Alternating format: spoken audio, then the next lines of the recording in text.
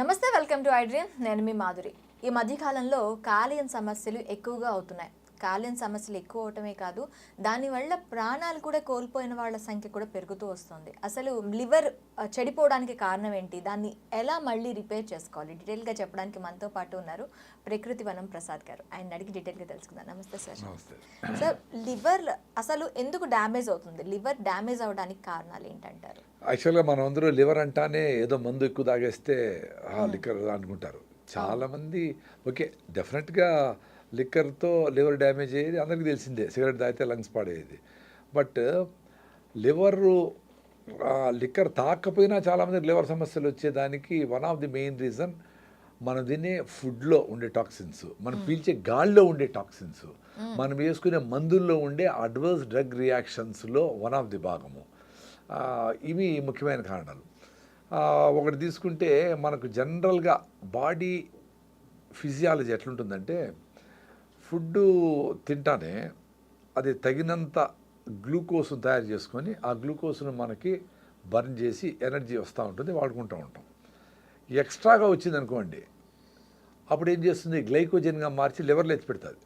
Okay, మళ్ళీ తీసుకుందామని మనము మజిల్స్లో ఎత్తి పెడుతుంది. అంటే మనం డబ్బులు ఏదైనా పర్సు పోయినా కానీ ఎక్కడో జోబీలో పెట్టుకుంటాం డబ్బులు. ఇప్పుడు సడన్గా ఏమైనా అవసరమైనప్పుడు అటు ఎత్తి పెట్టుకొని ఉండే ప్రాసెస్ లివర్ చూడు ఎంత బ్యూటిఫుల్. లివర్ అంటే మొత్తం దాని మీదనే, లివర్ మీదనే ఆధారపడి ఉంది మొత్తం బాడీ మొత్తం. అదొకే ఆర్గాను కట్ చేసినా మళ్ళీ రీగ్రో అవుతుంది, డ్యామేజ్ అయినా రికవర్ అవుతుంది. To what extent damage? ఇదేదో పెద్ద స్టేట్మెంట్ లాగా తీసుకునేసి డ్యామేజ్ అంటే బాగా మందు తాగొచ్చు, ఎంత డ్యామేజ్ అని రికవర్ అట్లా కాదు, ఒక స్టేజ్ వరకే రికవర్ అవుతుంది. సిరోసిస్ అంటారు, గట్టిపడ్డము. ఇంకా అడ్వాన్స్డ్ అయితే క్యార్సినోమా అంటే మొత్తం క్యాన్సర్ రావడం, ఇట్లాంటివి. అక్కడి నుంచి రికవర్ అయ్యేది కష్టం. Basically fatty liver first grade, second grade అనేదో అంటారు. సో ఫ్యాట్ లివర్ ఎందుకైంది, నువ్వు తిన్న ఫుడ్లో ఎక్స్ట్రా క్యాలరీస్ అన్నీ పోయి అక్కడ స్టోర్ అవుతూ ఉన్నాయి. సో దాన్ని వాడుకోవడంలే. అందుకే పెద్దోళ్ళందరూ ఏకాదశికి ఉపవాసం ఉండండి రా నాయన, 13 రోజులు తిన్నా, ఒకరోజు ఉపవాసం ఉంటే ఆ లివర్ అంతా డ్రైన్ అవుతుంది, మజిల్స్ నుండి ఎక్స్ట్రా గ్లైకోజన్ ఫ్యాట్ అంతా కరిగించుకుంటుంది. ఇంకా 36 గంటలు ఉండగలిగితే, ఏకాదశి అంటే మనం మామూలుగా ఒక పూట నిలిపేస్తేనే అదేదో పెద్ద దేవుడి కోసం చేసినట్లు, నీ కోసం కాదు, ఏదో పుణ్యం అనుకుంటాము. అది నెక్స్ట్ పూట తినం కాబట్టి ఇప్పుడు ఇంకా 2 ఇడ్లీలు 3 ఇడ్లీలు ఎక్కువ తింటాం, ఇంకా ఎక్కువ తింటాం. రిజర్వ్ ఉపవాసం అంటేనే ఫుడ్ లేకుండా ఉండేది. సో 14 రోజులకు ఒకసారి ఉపవాసం చేసినప్పుడు ఆ లోపల ఒక మెకానిజం, ఇట్స్ కాల్డ్ ఆటోఫాజీ అంటారు. మీరు గూగుల్ చేస్తే దాని మీద రీసెర్చ్ చేసిన యషునోరి ఒసుమి అనే సైంటిస్ట్కి నోబెల్ ప్రైజ్ వచ్చింది. అంటే ఏం జరుగుతుంది, ఇప్పుడు అమ్మ మధ్యాహ్నం భోజనం చేయలేదనుకోండి, మీరు ఇంటికి వస్తానే వెతుకుతారు, అది ఆ గిన్నెలో ఏముంది, ఈ గిన్నెలో ఏముంది, నిన్నటిది ఏమన్నా మిగిలిందా, ఆ పల్లీలు తిందామా, అన్నీ ఖాళీ చేస్తారు. సో అట్లా ఖాళీ చేసే మెకానిజము మనకు ఉపవాసంలో జరుగుతుంది. దానికి ఇంగ్లీష్లో ఒక సైంటిఫిక్గా నేమ్ ఇచ్చి ఆటోఫాజీ అని పెట్టి, ఇంటర్మీడియట్ ఫాస్టింగ్ అని పెట్టి, అంటే ఎవ్రీడే కూడా మీరు 8 అవర్స్ తినండి, 16 అవర్స్ తినద్దు. సో 16 అవర్స్లో బాడీ క్లీనప్ మెకానిజము, వీక్గా ఉండే సెల్స్ని తీసేసేది, రిపేర్ చేసుకునేది, ఫిల్టరేషన్ చేసుకునేది, ఆ పని మీద ఉంటుంది. ఇప్పుడు మీ ఇంటికి 10 మంది భోజనానికి వచ్చి వెళ్తారు, వాళ్ళు వచ్చిపోతారు, మీరు క్లీన్ చేసుకోవాలా, అంటే సర్దుకోవాలా, ఎడుకోవాలా, పెట్టుకోవాలా, ఏ వేస్ట్ ఉన్నాయి ఫ్రిడ్జ్లో పెట్టేటివి ఇచ్చేటివి అన్నీ చేసుకోవాలి కదా. వాళ్ళు పోతారు, మళ్ళీ 10 మంది వస్తే కడుక్కునే దానికి చేయాలా, మళ్ళీ వండాలన్నా, ఏమి ఆ కన్ఫ్యూజన్లో ఉంది మొత్తం మానవజాతి శరీరాలు. మానవజాతి మొత్తం ఆలోచన అట్లుంది. ఎవ్రీ 2 అవర్స్ డాక్టర్లు చెప్తా ఉండరు, అరే ఏ జంతువైనా ఒక పులి పోయి బాగా వేటాడి జింకను పట్టుకుంటుంది. మనం తినేట్టు బ్రేక్ఫాస్ట్ 11 o'clockకి, మళ్ళీ స్నాక్స్ 12 గంటలకి, ఎవ్రీ అటు తింటుందా, ఫుల్గా తింటుందా, ఒకేసారి అంతా తినేసి దానికి ఎంత అవసరమో అంత తినేసి ఇంకా పోయి చెట్టు మీద కూర్చుంటే, చీట అయితే చెట్టు మీద కూర్చుంటే 2 రోజులు అది హ్యాపీగా, 2 రోజులు 3 రోజులు వారం రోజులు అసలు ఫుడ్ పక్కే ఆలోచించదు. మళ్ళీ ఎప్పుడన్నా తమాషగా అట్లా దానికి జింకపోతా ఉంటే నోరు ఊరి పరిగెత్తుంది, తమాషగా దొరకదు, ఎందుకంటే దాని ప్రాణ సంకటం. దీనికి రియల్ ఆకలి కాదు. మనము మామూలుగా ఆ కలర్ గోబీ మంచూరి చూసినా, ఆ స్మెల్ చూసినా, ఆ హోటల్ పక్కన పోతే అబ్బా అని వస్తుంది, ఆకలి ఉండదు, పొద్దున తినేసి పోయింటావు. స్మెల్తో, రుచితో, ఎవరైనా తింటా ఉంటే టెంప్టేషన్తో అది వచ్చినప్పుడు జింక దొరకదు. ఇంక అది వారం తర్వాత నేను సస్తాను ఆయన ఆకలితో అనుకునేటప్పుడు పరిగెత్తేనే దొరుకుతుంది ఫుడ్ దానికి. మనకు అట్లేదు కదా. సో మనం తోస్తానే ఉంటుంది, లివర్లో అక్యుములేట్ అవుతానే ఉంది, అది ఫ్యాట్గా మారుతూ ఉంది, ఎత్తిపెట్టి లివర్ ఎన్లార్జ్మెంట్ అయ్యి క్యాల్షియోమా ఇవన్నీ జరుగుతూ ఉంటాయి. సో తొందరగా అరిగిపోయే ఫుడ్ లేనిది రైసు. సో ఇప్పుడు రైస్ గురించి నేను మాట్లాడితే చాలామందికి సహించదు. ఏంద్రా నేను ఎప్పుడు రైస్ వద్దంటారు వీళ్ళు, కొర్రలు కొన్ని రోజులు తిన్నాము, రాగులు రొట్టెలు ఎటు తిన్నాము, జొన్న రొట్టెలు రోజు ఎటు తినేది, రుచి ఉండదు. అరే రుచిగా తినొచ్చు ఆయన, రాగి ముద్ద వేడిగా వేసుకొని ఎండుమిరపకాయలు కారం వేసుకుంటే కొంచెం నెయ్యి వేసుకుంటే సూపర్ టేస్ట్ ఉంటుంది. మాకు రాయలసీమలో గొజ్జు అంటారు, ఆనపకాయలు అంటారు, నూనె వంకాయ సూపర్ ఫుడ్ బాగా టేస్టీగా ఉంటాయి. జొన్న రొట్టెలకి తెలంగాణలో కాంబినేషన్లు 100 కర్నూలు జిల్లాలో. సో దాన్ని టేస్టీగా చేసుకొని తినొచ్చు. ఇవేమంటే స్లోగా అరుగుతాయి. సో లివర్లో ఎత్తిపెట్టే పనిలే, చిన్నగా మీకు కావాల్సిన గ్లూకోజ్ రిలీజ్ అవుతూ ఉంటుంది. 5 to 6 grams ఆఫ్ గ్లూకోజ్ కావాలి. మీ బాడీలో 5 నుంచి 6 లీటర్ల బ్లడ్ ఉంటుంది. సో ఒక లీటర్కి 1 గ్రాము గ్లూకోజ్ కావాలి టు బి యాక్టివ్ సెల్స్ ఇట్లా ఉండాలంటే మనం. సో మీకు 200 గ్రాముల గ్లూకోజ్ రిలీజ్ అయితే ఎక్స్ట్రా డబ్బులు వచ్చిన వాళ్ళు వచ్చి మీ ఇంటికి ₹1,00,00,000 వచ్చేసింది అనుకోండి అన్ఎక్స్పెక్టెడ్గా, మీకు అంత పెద్ద కన్ఫ్యూజన్లో ఉంటారు. ఎక్కడ ఎత్తిపెట్టాలా, ఏ బీరాలో ఎత్తిపెట్టాలా, గోడ దొవ్వేసి లోపల పెట్టి సీల్ చేసేయాలా, ఏ బ్యాంకులో వేయాలా, ఇన్కమ్ ట్యాక్స్, ఇది అంత చచ్చిపోతుంది బాడీ కూడా. ఎక్స్ట్రా గ్లూకోజ్ వస్తే ఎక్కడ ఎత్తిపెట్టమంటాం, లివర్లో ఎత్తిపెట్టి, మజిల్స్లో ఎత్తిపెట్టి, ఇంకా నా వల్ల కాదు అంటే దాన్ని గ్లైకోజన్ని ఫ్యాట్గా మార్చి పొట్టలో ఎత్తిపెట్టి, మెడలో ఎత్తిపెట్టి, తొడలో ఎత్తిపెట్టి, అంతా ఎత్తిపెడితే 20 ఏళ్ళలో మనిషి 120 కిలో అవుతాడు. వెరీ కామన్ సెన్స్ కదా అది. ఎక్స్ట్రా నీకు ఎక్స్ట్రా ఉంది, అందుకు ఉపవాసం చేయమని 13 రోజులు మీరు ఏం తిన్నా ఏకాదశికి ఉపవాసం ఉండండిరా నాయనా అని చెప్తారు పెద్దోళ్ళు. అక్కడ స్వార్థం ఏమి లేదు. ఇప్పుడు పెద్దోళ్ళు పొద్దున లేచి బ్రహ్మముహూర్తంలో 108 సార్లు రావి చెట్టు చుట్టూ తిరగండి మీకు పిల్లలు పుడతారంటే రావి చెట్టు చుట్టూ తిరిగిన దానికి కాదు, పొద్దున్నే లేచి బ్రహ్మముహూర్తంలో వాటెవర్ ముహూర్తం లేచి ఫ్రెష్ గాలి, పొల్యూషన్ లేని గాలి, ఆ చెట్ల నుంచి వచ్చే నానో పార్టికల్స్ని పీల్చుకొని ఆ ఫిజికల్ ఎక్సర్సైజ్ చేస్తే హార్మోనల్ బ్యాలెన్స్ అయ్యి బిడ్డలు పుడతారు. రాగి చెట్టు ఏమి ఇట్లా బిడ్డలు ఇవ్వదు. సో రాగి చెట్టు, మర్రి చెట్టు, వేప చెట్టు, కానుగ చెట్టు ఇవన్నీ కలిసి పనిచేస్తూ ఉండే ప్రాసెస్లో మీ అన్ని ప్రాబ్లమ్స్, హార్మోన్ ఇంబ్యాలెన్స్లు ఇవి అవన్నీ పోతాయి. సో ఎప్పుడైతే మీరు 4కో 5కో లేస్తారో ఆటోమేటిక్గా 9 పడుకుంటారు, రాత్రి నిద్ర వచ్చేస్తుంది. ఈ ప్రాసెస్ కోసము ఈ జీవన విధానంలో భాగంగా పొద్దున్నే లేస్తూనే మనము వాకింగ్ పోవాలా, సూర్య నమస్కారాలు చేయాలా, యాక్టివ్గా ఉండాలా, బ్రెయిన్ మీకు హ్యాపీ హార్మోన్స్ రిలీజ్ అవుతూ ఉంటాయి. దానికి మీరు దాన్ని అబ్జర్వ్ చేస్తే ఎందుకు 1 వీక్ మీరు పొద్దున్నే లేస్తానే వాకింగ్ చేస్తానే మళ్ళీ మీకు బాడీని లేపుతుంది లేయని.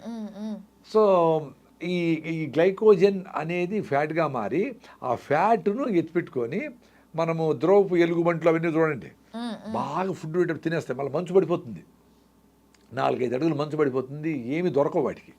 అప్పుడు పోయి హైబర్నేషన్ అంటారు, అంటే యోగికి నిద్ర ఒక రకమైన నిద్రలేకపోతాయి. సో అప్పుడు ఫుడ్ గిడ్డు ఏమి దొరకదు కాబట్టి ఉండవు. నేచర్ ఎంత గిఫ్ట్ చూడండి.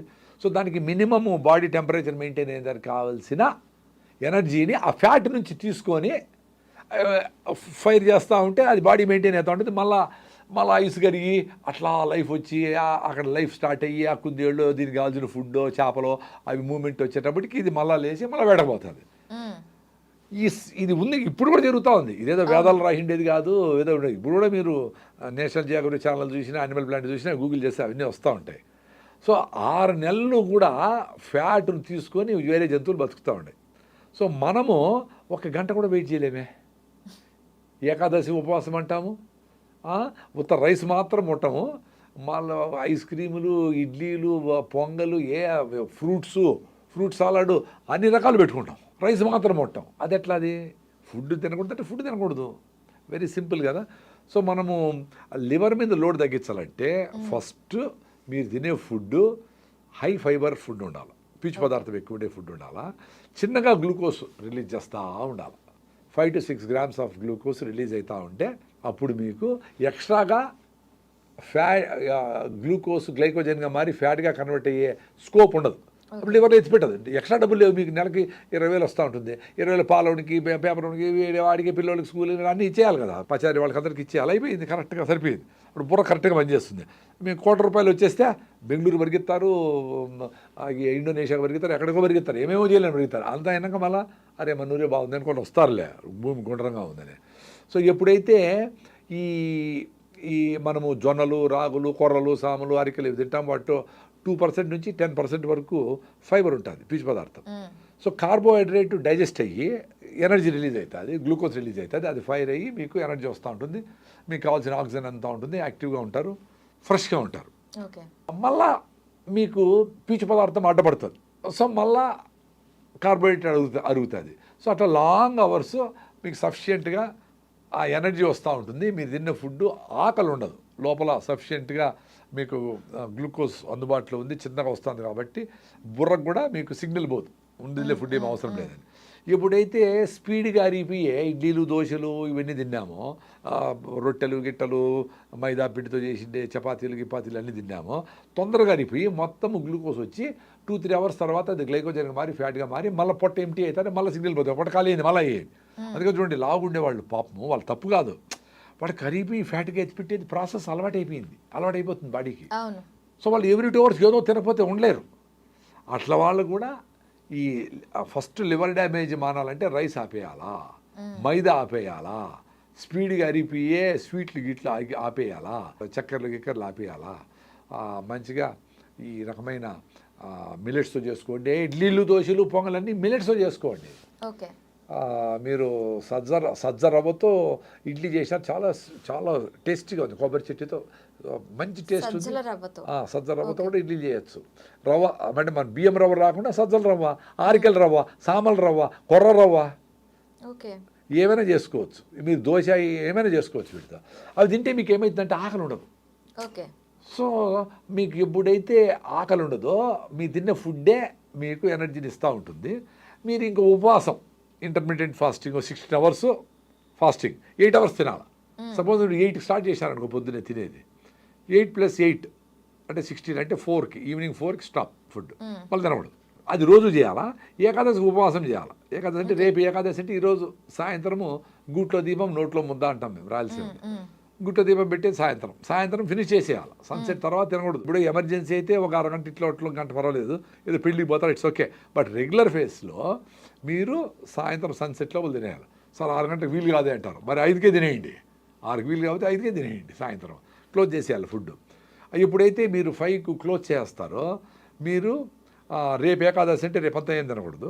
ఎల్లుండి పొద్దున మళ్ళీ ఏకాదశి ఫాస్టింగ్ బ్రేక్ చేసి అప్పుడు తినాలి. ఓకే. సో ఆల్మోస్ట్ 36 అవర్స్ అవుతుంది. 36 అవర్స్ కూడాను మనం వాటర్ తాగొచ్చు. ఫస్ట్లో మీకు భయం వేస్తుంది కాబట్టి అమ్మో తినకపోతే ఏమైపోతుందో అని తేనె, నిమ్మకాయ కలుపుకొని స్టీల్ బాటిల్ పెట్టుకొని 2 అవర్స్కి ఒకసారి పావు లీటర్, 1 గ్లాసు 2 గ్లాసులు తాగుతూ ఉండేది. మధ్యలో నీళ్ళు తాగండి. నెక్స్ట్ నేను అట్లే ప్రాక్టీస్ చేసిన, ఏమైపోతున్న భయంతో తాగిన. నెక్స్ట్ చేసేటప్పుడు తేనె, నిమ్మకాయ కూడా అవసరం లేకుండా మొత్తం నీళ్ళు తాగిన. నెక్స్ట్ చేసేటప్పుడు నీళ్ళు అవసరమైతే తాగినా, లేకపోతే లేదు. కాబట్టి అవసరం కూడా పళ్ళ నీళ్లు. అంటే మేము కొంచెం ఆహారం మీద జాగ్రత్తలు తీసుకుంటాం కాబట్టి, ఫిట్గా ఉంటాం కాబట్టి మాకు అడగల. సో మీకు దప్పైనప్పుడు నోరు అడుగుతుంది, దప్పేస్తుంది కదా, నీళ్ళు తాగండి. నోరు పెడచకపట్టకపోతే నీళ్ళు తాగండి, నీళ్ళు అవసరమైతే తాగండి. సో ఏకాదశికి ఆ రకంగా ఉపవాసం ఉంటే మీ బాడీలో ఉండే వీక్ సెల్స్, డిసీజ్డ్ సెల్స్, క్యాన్సర్గా ఎప్పుడో మారబోయే సెల్స్, అంటే అదే కదా వీక్గా ఉండేటివి, అట్లే ముడుకొని ఉంటేనే అవే కదా జబ్బును కలగజేయేటివి, రకరకాల జబ్బులు. సో వాటన్నిటిని క్లీన్ చేసుకుంటుంది సిస్టమ్. ఓకే. డిసీజ్ మీద ఫైట్ చేస్తుంది. ఫ్రీ రాడికల్స్ అని ఉంటాయి ఈ ప్రాసెస్లో, అవి వచ్చి దాడి చేస్తూ ఉంటాయి, ఫైటింగ్ చేస్తూ ఉంటాయి. దానికి యాంటీ ఆక్సిడెంట్స్ రిచ్ ఫుడ్, మనము ఆకుకూరలు, కూరగాయలు, ఫ్రెష్ ఫుడ్స్ ఇవన్నీ తింటే అవి ఫైట్ చేస్తూ ఉంటాయి. యాంటీ ఆక్సిడెంట్స్ రిలీజ్ అయ్యి వాటి కంట్రోల్ చెక్ పెడతా ఉంటాయి. ఇవన్నీ పెద్దగా టెక్నికల్ టర్మ్స్ వాడకపోయినా పెద్దలు ఏకాదశి ఉపవాసం ఉండండి అన్నారు. సో లివర్ రెడీ అయిపోయా. సో మీరు రైస్ నిలిపేస్తే మీరు లివర్ ఓకే. మీరు స్వీట్లు, రైస్ నిలిపోయే, కాఫీలు, టీలు ఏవి నిలకుండా, అఫ్కోర్స్ మందు కూడా. నేను చెప్పేది మందు తాగే వాళ్ళకి, అడిక్షన్ ఉండే వాళ్ళకి డెఫినెట్గా వాళ్ళు సెంటర్లకు పోవాలా, ఏదో సెంటర్ బయటపడాలా. రెగ్యులర్ పీపుల్ కూడా ఎక్కువ తాగే వాళ్ళకి లివర్ డ్యామేజ్ అవుతుంది డెఫినెట్గా. సో వాళ్ళకి నేనేం చెప్తానంటే, ఎప్పుడు తాగాలనిపిస్తుందో అప్పుడు మీరు బాగా పొద్దునే లేచి బాగా వాకింగు, జాగింగు, ఒక షటిల్, బ్యాడ్మింటను, టెన్నిస్ ఏదో ఒకటి ఆడినారు అనుకోండి, మీకు ఎండార్ఫిన్స్ రిలీజ్ అవుతాయి బ్రెయిన్లో. అవి తాగద్దులే పర్లేదులే, తాకపోయినా పర్లే, లేదు 2 పెగ్గులు పోతే 1 పెగ్గే చాలు, లేదు ఈరోజు ఆపేద్దాంలే, మంచి ఫ్రెండ్ కూడా రాలా, ఇప్పుడు వద్దులే అనుకునే ఆలోచనలు వస్తాయి. దాంతో మీకు స్ట్రెంగ్త్ అనేది, బాడీ యాక్టివిటీ అనేది పెంచాలి అంటారు. బాడీ యాక్టివిటీ పెంచాలా. అప్పుడు మీరు అది స్టాప్ చేయగలిగితే రికవరీ ప్రాసెస్ స్టార్ట్ అవుతుంది. లివర్ డ్యామేజ్ అయ్యిండే లివరు, ఫ్యాటీ లివర్ కూడా ఈజీగా బయటపడచ్చు. మీరు రైస్ని నిలిపేసి గోధుమలు నిలిపేసి మిల్లెట్ స్టార్ట్ చేస్తేనే ఫ్యాటీ లివర్ పోతుంది, లివర్ సమస్యలు సగం తీరిపోతాయి. ఇంకొక ముఖ్యమైన కారణం లివర్ డ్యామేజ్ అవ్వడానికి కారణం ఏమంటే మనం తినే ఫుడ్లో ఉండే కెమికల్స్, ప్లాస్టిక్లు, రకరకాల nano particles, plastic nano particles, micro particles, రకరకాల మందుల్లో ఉండే కెమికల్స్. అంటే బాడీకి రకరకాల ఫుడ్లు పెడతా ఉన్నాం మనం థౌజండ్స్ ఆఫ్ ఇయర్స్ నుంచి. చేపలు, ఇవి అవి రకరకాల ధాన్యాలు, ఈ అన్ని రకాలు వేస్తాం. ఏ జంతువుకు మనకు దొరికినన్ని డైవర్సిఫైడ్ ఫుడ్ ఏది దొరకదు కదా. ఆవు గడ్డే తింటుంది, అది 10 లీటర్ల పాలు ఇస్తుంది, 20 మంది బిడ్డలు కంటుంది, దాని డ్యూటీ అది చేస్తుంది. పావురమైన సజ్జలు తినేసి బెంగళూరు పోయేస్తుంది అన్ని ధాన్యం తినేసి. మనం పావురాలు, ఆవులు, గేదెలు, కోళ్ళు, సముద్రంలో ఉండే చేపలు, రొయ్యలు అన్నీ తినేసి కిందకు వచ్చితే పైకి లేకుండా ఉన్నాము. సో మనకున్నంత ఫుడ్ అవైలబిలిటీ వేటికి లేదు. సో మనకు ఈ ఫుడ్స్లో పోతా ఉండే పాయిజన్స్ ఏ లెవెల్కి ఉన్నాయంటే, తల్లి పాలల్లో కూడా ప్లాస్టిక్ నానో పార్టికల్స్ ఉన్నాయి, బ్లడ్లో కూడా plastic micro and nano particles ఉన్నాయి. ఓకే. సో ఇవన్నీ ఏం చేస్తుంది, బాడీకి తెలియదు వీటిని ఎట్లా వాడాలా. మీరు సజ్జలు, రాగులు, ఇవి అవి ఫుడ్, వంకాయలు, బెండకాయలు, కాలీఫ్లవర్, క్యాబేజీలు ఎన్ని వేసింటారు. సో దీని నుంచి ఏమేమి దాన్ని బ్రేక్ డౌన్ చేసి దాంట్లో ప్రోటీన్ ఏంటి, ఇదేంటి, ఏమేమి న్యూట్రిషన్ ఉన్నాయి, ఏమేమి చెడ్డ ఉన్నాయి. ఇప్పుడు కాలీఫ్లవరు, బెండకాయలు, టమాటోలు అన్నీ మంచే కాదు, ఇంత మంచి ఉంటే ఇన్ని చెడ్డ కూడా ఉంటాయి న్యాచురల్గానే. ఇంకా మనం ఇప్పుడు టమాటా 100 రూపాయలు ఏంటంటే రోజు స్ప్రే చేయిస్తాం కదా, ఆ కెమికల్స్ అని ఎట్టపోతాయి, పైన కడిగితే పోయేటి పోతాయి. సిస్టమిక్ ఇన్సెక్టిసైడ్స్ అని మొత్తం లోపల జ్యూస్నంతా పాయిజన్ చేసి రసం పీల్చి పురుగులు చంపేటి ఉంటాయి. సిస్టమిక్ కాంటాక్ట్ ఇన్సెక్టిసైడ్ అంటే కాంటాక్ట్లో పైన ఉంటే దాన్ని మీరు వెనిగర్లోనో సాల్ట్ వాటర్లో వేస్తే పోతాయి. సో సిస్టమిక్ ఎట్లా పోతాయి, అవి లోపల పోయినప్పుడు బాడీకి అరే ఏంద్రా కొత్త మాలిక్యూల్, ఇదేందో తెలియదు నాకు, ఏందో పెట్టినావు నువ్వేందో చేసినావని, సరే దాన్ని ఫస్ట్ పక్కన దొయ్యి అని చెప్పి లివర్లో ఎత్తి పెడతాను. ఓకే. సో ఏదన్నా ప్లాస్టిక్ పార్టికల్స్ ఏదో వచ్చినాయి తెలియదు వచ్చింది, దాన్ని ఎత్తుకుపోయి ఆడబెడతాయి. సో పెట్టి ఇది మనకు సంబంధించింది కాదు, నీ బాడీకి మీ అవ్వలు తాతలు ఎప్పుడు తినలేదురా నాయనా ఈ మాలిక్యూల్, ఈ కెమికల్, దీన్ని ఏం చేయాలో నాకు తెలియదు కదా దానికి బాడీకి ఎట్ట చేయాలని. ఎందుకంటే కొత్త మందులు, కొత్త ఫుడ్లు, కొత్త కలర్లు, కొత్త ప్రిజర్వేటివ్లు ఏమేమి ఎట్లా తెలుస్తుంది బాడీకి. సో దాన్ని ఏం చేస్తుంది, అది కొత్త వస్తువు కదా, లివర్లో అది ఎత్తిపెట్టి దాని చుట్టూ గోడ కడతాది. ఓకే. అంటే వేరే సెల్స్కి టచ్ లేకుండా ఇదేదో వేరే వీడు మంచోడో చెత్తోడో నాకు తెలీదు. సో వీడిని దూరం పెట్టాలంటే రోడ్డు, దానికి అక్కడక్కడ లీజియన్స్ అంటారు, చిన్న గడ్డలు ఉంటాయి, చిన్న లివర్ ఎవరికి చేసినాం నాకు కూడా ఉంటాయి, మేము కూడా పొల్యూషన్లో చేయింటాం కదా ఎప్పుడో. సో అవన్నీ పోయి అక్కడ ఉండి అక్కడక్కడ చిన్న లీజన్స్ ఉంటాయి, లీజన్స్ అంటారు. సో అవి ఏం చేస్తా అక్కడే ఉంటాయి. అవి ఎక్కువయ్యే కొద్దికి ఎక్కువైపోతేనే సిరోసిస్ అయ్యేది, అంటే గట్టిపడిపోయేది, లివర్ చెడిపోయేది. ఫ్యాటీ లివర్ నుంచి ఉత్త ఫ్యాటే కాదు, ఈ చెత్తా చెదారము మన తినే ఫుడ్లో ఉండే పొల్యూషన్స్, కెమికల్స్, కలర్లు ఇవన్నీ పోయి ఆడ సెటిల్ అవుతాయి. పాపం లివర్ అందుకే మహాతల్లి బాడీలో అది పడినంత కష్టాలు ఏది పడరు. దానికోసం క్విక్గా అరిగిపోయే ఫుడ్లు తినకుండా, అంటే రైసు, గోధుమలు, మైదా, చక్కెర, స్వీట్లు ఇవన్నీ తినకుండా, లిక్కర్ తాగకుండా ఉంటే మీ లివర్ డెఫినెట్గా రికవర్ అయిపోతుంది. ఓకే ప్రసాద్ గారు, థ్యాంక్ యూ వెరీ మచ్.